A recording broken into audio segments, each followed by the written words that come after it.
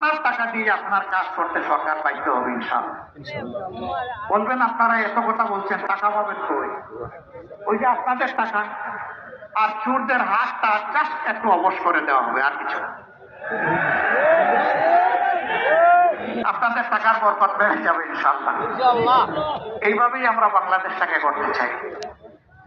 আজকের পরিসরে কথা কিছু রেখে দিলাম আগামীর জন্য। আল্লাহ তাআলা যেন তৌফিক দান করেন।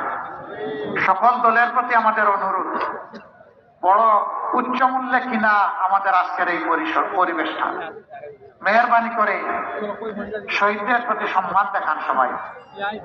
কেউ আগামী নির্বাচনে সন্ত্রাস করবেন না, ভোট জালিয়াতির অথবা ইঞ্জিনিয়ারিং এর চিন্তা করবেন না।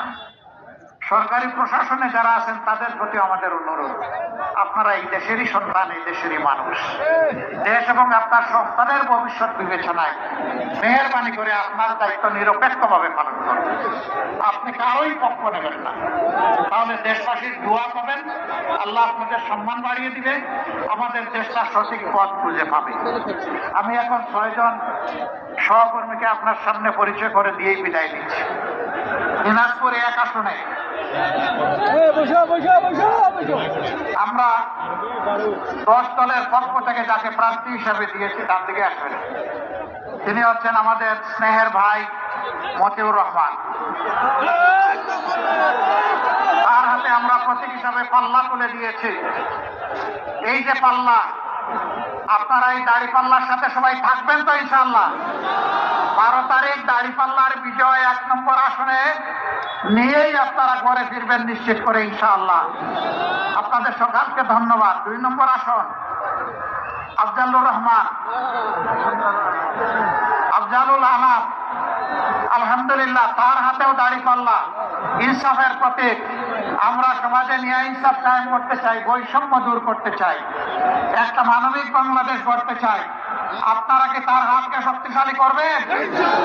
তার জন্য এখন থেকে দিনরাত থাকবেন, কেটে বিজয় নিয়ে ঘরে ফিরবেন ইনশাআল্লাহ। আপনাদেরকে মোবারকবাদ।